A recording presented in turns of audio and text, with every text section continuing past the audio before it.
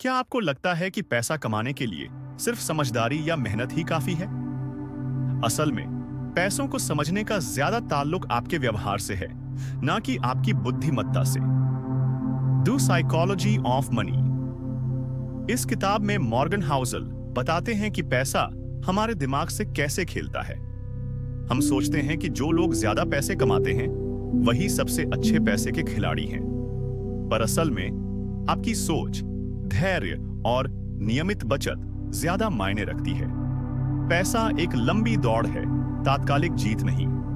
ज्यादातर लोग अमीर दिखना चाहते हैं, बड़ी गाड़ी, महंगे कपड़े, लेकिन सच में अमीर वो हैं जो अपने खर्चों पर कंट्रोल रखते हैं और निवेश करते हैं। पैसा खर्च ना करना असली दौलत है। दुनिया के सबसे अमीर लोगों में से एक वॉरेन बफे ने अपनी दौलत का बड़ा हिस्सा 50 की उम्र के बाद कमाया। क्यों? क्योंकि उन्होंने समय के साथ कंपाउंडिंग का फायदा उठाया। इस दुनिया में दौलत की कोई सीमा नहीं। पर क्या आपने कभी सोचा है कि आपके लिए काफी पैसा कितना है? अगर आप कभी संतुष्ट नहीं होते तो आप कभी अमीर नहीं बन सकते। फाइनेंशियल सफलता का कोई शॉर्टकट नहीं है, न लॉटरी न क्रिप्टो ब्यूम। सिर्फ डिसिप्लिन, लंबा नजरिया और इमोशनल कंट्रोल ही काम आते हैं। तो द साइकोलॉजी ऑफ मनी हमें सिखाती है कि पैसा कमाने से ज्यादा जरूरी है उसे समझदारी से संभालना। अगर आपने ये बातें आज सीख ली तो आने वाले सालों में आप सिर्फ अमीर नहीं, सुखी और संतुलित भी होंगे।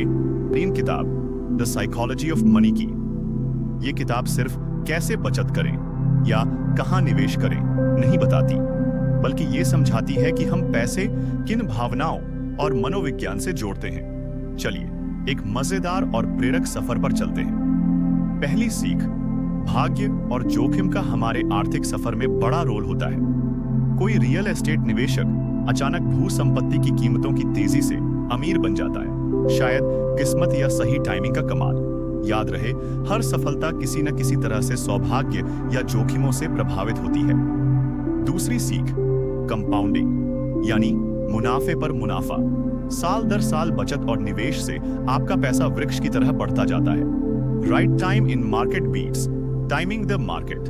तीसरी सीख, संख्या नहीं, हमारा व्यवहार मायने रखता है। पार्टनर, घर, लग्जरी कार, इन्हें खरीदने की हमारी ललक हमें विवेक खोने पर मजबूर कर दे सकती है। चौथी सीख, जब काफी है तब समझ लेना चाहिए कब रुक जाना है। निरंकुश चाहत अक्सर ही वित्तीय संकट की ओर ले जाती है। पांचवी सीख, बचत और निवेश दोनों जरूरी। बचत हमें लचीलापन देती है और निवेश से धन वृद्धि होती है। दोनों के बीच संतुलन ही स्मार्ट वित्तीय रणनीति है। छठी सीख, हर व्यक्ति की वित्तीय कहानी अलग है। इन्फ्लेशन, शिक्षा, पारिवारिक रीति रिवाज, ये सब हमारे पैसे के फैसलों को प्रभावित करते हैं। दोबारा याद दिलाना चाहता हूं, सभी सिद्धांत कंपाउंडिंग को ही समर्थन करते हैं। स्मॉल मॉर्निंग पैसिव इनकम, छोटे निवेश धीरे धीरे बड़ा फर्क लाते हैं। तो ये थी द साइकोलॉजी ऑफ मनी की सारगर्भित बातें।